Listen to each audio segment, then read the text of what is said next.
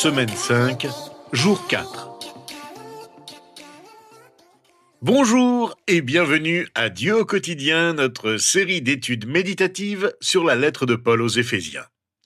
Nous en sommes au 4e jour de notre réflexion sur le 5e chapitre. Et nous concentrerons toute notre attention aujourd'hui sur le verset 21. Car si nous le comprenons, tout ce qui suit deviendra beaucoup plus clair. Écoutons-le ensemble. Soumettez-vous les uns aux autres dans la crainte de Dieu. Ce verset marque la transition de notre orientation vers Dieu à notre orientation vers les autres chrétiens. Paul étend la conséquence de la vie remplie du Saint-Esprit à plusieurs catégories de soumission. Les relations entre époux, les relations avec les enfants et les relations entre serviteurs et maîtres. Les versets précédents présentent plusieurs manières concrètes pour les chrétiens d'exprimer le fait d'être remplis du Saint-Esprit. Paul en aborde ici une autre, la soumission mutuelle. Dans le contexte d'une relation chrétienne, la soumission implique de faire passer l'autre et ses besoins avant les nôtres. Il ne s'agit pas d'un intérêt personnel, mais d'une véritable révérence pour Christ, d'un immense respect pour lui. Servir les autres, c'est servir le Seigneur, comme nous le lisons dans l'Évangile selon Matthieu au chapitre 25, versets 35 à 40, où Jésus dit « J'ai eu faim et vous m'avez donné à manger. J'ai eu soif et vous m'avez donné à boire. J'étais étranger et vous m'avez accueilli. J'étais nu et vous m'avez habillé. J'étais malade et vous m'avez rendu visite. J'étais en prison et vous êtes venu vers moi. Je vous le dis en vérité, toutes les fois que vous avez fait cela à l'un de ces plus petits de mes frères, c'est à moi que vous l'avez fait. » Cette approche contraste fortement avec la sagesse du monde. Dans le monde des affaires, on enseigne souvent qu'il faut soit se mettre en avant, soit aider les autres pour en tirer profit. Or, Paul propose une voie meilleure et plus élevée, en soulignant que servir les autres, c'est servir le Seigneur. Ce principe est fondamental dans l'Église, au travail, et comme le montreront les versets suivants, dans le cadre du mariage et de la famille. C'est un aspect essentiel de la manière de suivre l'exemple de Christ qui s'est soumis à la volonté du Père et s'est offert en sacrifice pour nous. Lorsque nous sommes remplis de l'Esprit, cela se manifeste par notre soumission mutuelle. Cette soumission se fait dans la crainte de Dieu et non dans la crainte des hommes. Se soumettre est un terme militaire qui signifie être subordonné à un supérieur. Dans l'armée, l'autorité et le respect de la hiérarchie sont primordiaux. L'idée de soumission évoque l'organisation d'une armée en grades, généraux, colonels, commandants, capitaines, sergents et soldats. Il existe différents grades, et l'on est tenu de respecter les supérieurs. Nous savons qu'à titre individuel, un soldat peut être plus intelligent, plus talentueux et meilleur qu'un général. Mais il reste subordonné à lui. Il lui est soumis, non pas en tant que personne, mais en tant que général. L'idée de soumission n'a rien à voir avec l'intelligence, la valeur ou le talent. Elle est liée à un ordre établi. Quelqu'un a dit que quiconque a servi dans les forces armées sait que le grade est lié à l'ordre et à l'autorité, et non à la valeur ou aux compétences. Pour comprendre ce que signifie se soumettre les uns aux autres, il faut d'abord examiner ce que cela ne signifie pas. Cela ne signifie pas que la notion d'ordre n'a pas sa place dans le corps de Christ. On peut comprendre cette impression. Il est dit que nous devons nous soumettre les uns aux autres. Donc je dois me soumettre à vous et vous devez vous soumettre à moi. Personne n'a plus d'obligation de soumission qu'un autre. Nous savons que Paul ne veut pas dire cela. car ce serait contredire clairement d'autres passages de ses écrits. Par exemple, dans sa première lettre aux Corinthiens, au chapitre 5, versets 1 à 5, Paul demande clairement aux Corinthiens de se soumettre à son autorité et d'agir, notamment à propos de l'immoralité sexuelle qui était tolérée dans leur Église. Imaginez les Corinthiens répondre « Paul, tu as écrit que nous devions nous soumettre les uns aux autres. Nous pensons donc que tu devrais te soumettre à nous. » Nous comprenons ainsi l'importance d'être subordonné, d'être soumis. Dans l'armée, on appelle une mutinerie le refus d'être insubordonné. Une société sans soumission vit dans le chaos. L'idée centrale ici est d'accepter l'autorité de celui qui nous domine. Une armée ne peut fonctionner sans autorité. L'autorité est synonyme d'ordre et non d'anarchie. Une armée désordonnée est une armée en désarroi. Une église qui refuse l'autorité de ses responsables est une communauté qui vit dans le désordre. L'auteur de la lettre aux Hébreux, au chapitre 13, verset 17, exhorte donc les chrétiens à se comporter ainsi. « Obéissez à vos conducteurs et soumettez-vous à eux, car ils veillent sur votre âme, en hommes qui devront rendre des comptes. Ils pourront ainsi le faire avec joie et non en soupirant, ce qui ne vous serait d'aucun avantage. » Le mot « crainte », dans notre bref passage, véhicule l'idée de révérence, de profond respect pour qui Dieu est. Nous ne discutons pas avec le Dieu de l'univers. La révérence envers Dieu influence nos relations avec les autres chrétiens. Les manuscrits anciens emploient le nom Christ plutôt que Dieu dans cette phrase. Notre révérence s'adresse à qui et à ce que Jésus est. Il est le fondement de notre respect. Voilà pourquoi notre admiration pour son œuvre nous pousse à témoigner du respect envers les autres chrétiens. La raison pour laquelle nous témoignons de la déférence envers les autres chrétiens est notre Seigneur. Cela repose sur le profond respect que nous avons pour lui. Dieu a créé le croyant comme celui pour qui Christ est mort. Cette personne mérite le respect à cause de Christ. Le croyant, rempli de l'Esprit, témoigne de la déférence envers tous les enfants de Dieu. Paul va jusqu'à dire aux chrétiens de Philippe, au chapitre 2, verset 3 de sa lettre, « Ne faites rien par esprit de rivalité ou par désir d'une gloire sans valeur, mais avec humilité, considérez les autres comme supérieurs à vous-même. » Le terme militaire de soumission s'applique plus facilement lorsqu'un gradé est supérieur à un autre. Or, Paul ne l'utilise pas ainsi dans notre passage. On l'applique aisément lorsqu'on dit à des soldats « Soumettez-vous aux généraux ». Il est plus difficile d'en saisir le sens lorsqu'on leur dit « Soumettez-vous les uns aux autres ». Paul n'insiste pas sur la notion de grade, car il s'adresse à tous les chrétiens. Mais il y a un autre point important à retenir. Paul veut dire que nous devrions adopter cette attitude de subordination propre à l'armée et l'appliquer à nos relations quotidiennes. Lorsqu'un homme s'engage dans l'armée, la première chose qu'il fait est de renoncer à son individualité. Il devient membre d'une compagnie ou d'un bataillon. Il n'est plus un individu distinct des autres soldats. Tous sont à la même enseigne. En s'engageant, on renonce en quelque sorte à son droit de décider de sa vie et de son temps. Une armée est composée d'individus, mais ils ne peuvent jamais être individualistes. C'est la première chose dont un homme est privé lorsqu'il s'engage. Concrètement, se soumettre les uns aux autres implique, conformément à l'idée de travail d'équipe, que le chrétien ne doit pas être insouciant, mais penser aux autres. Qu'il ne doit pas être individualiste, qu'il ne doit jamais être égoïste. Nous devons donc privilégier l'esprit d'équipe, nous réjouir du succès des autres et supporter nos propres difficultés et épreuves avec courage. Faire tout ceci dans la crainte de Dieu est un point important, car Paul le répète tout au long du passage consacré à la soumission. Nous le verrons dans le cadre de la vie de famille comme au travail.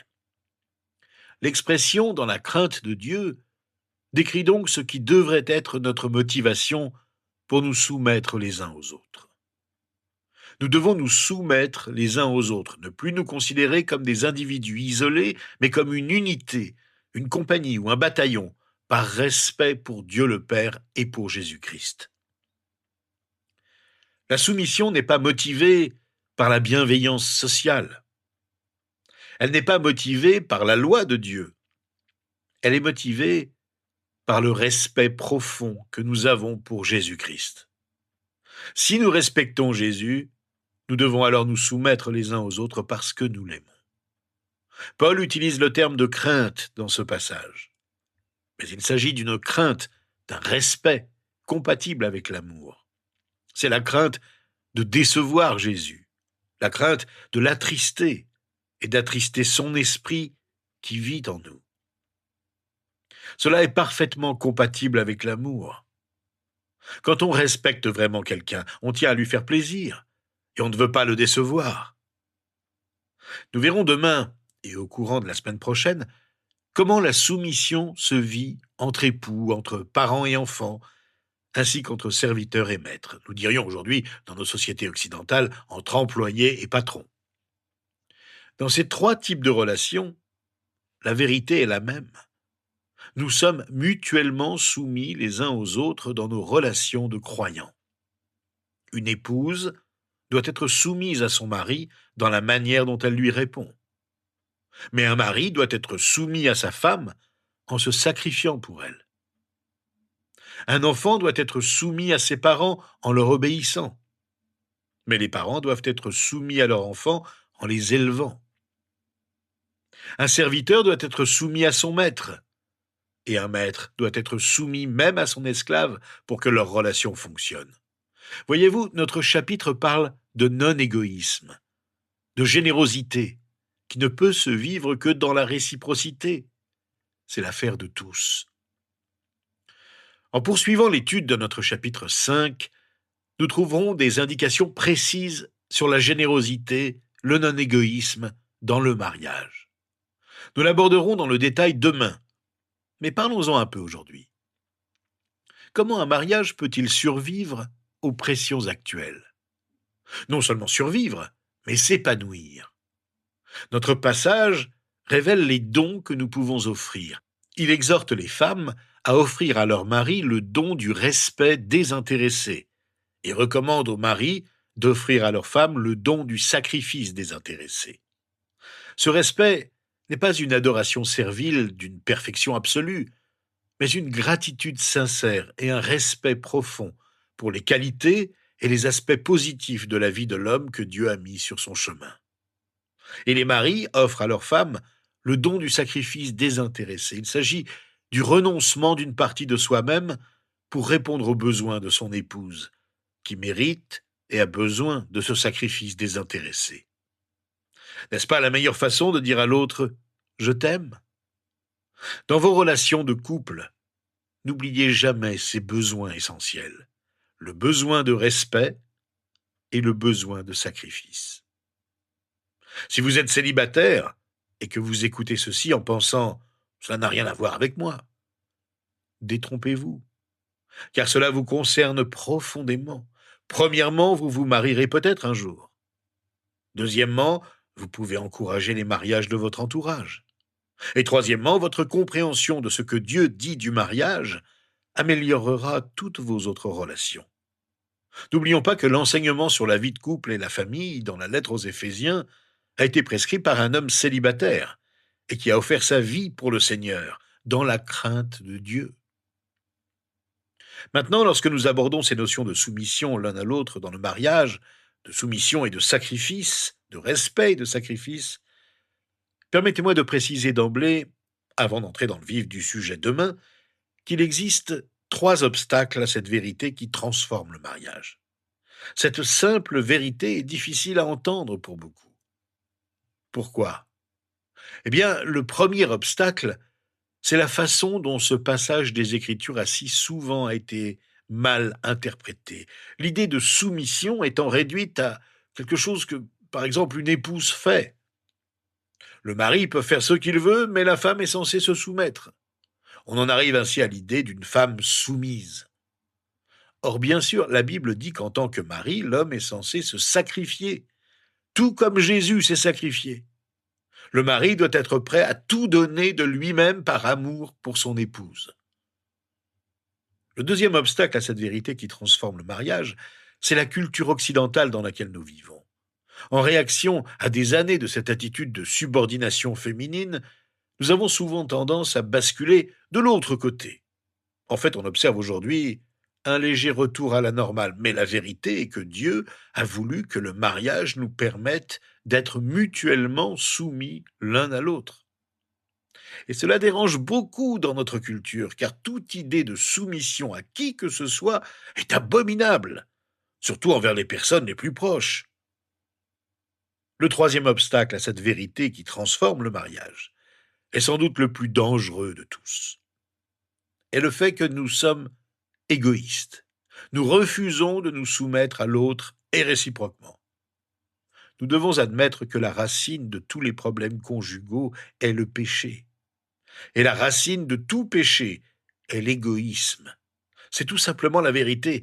Et tant que nous n'aurons pas réglé notre propre égoïsme, nous ne pourrons pas être humbles devant qui que ce soit, nous soumettre ou faire des sacrifices. Nous avons deux choix possibles.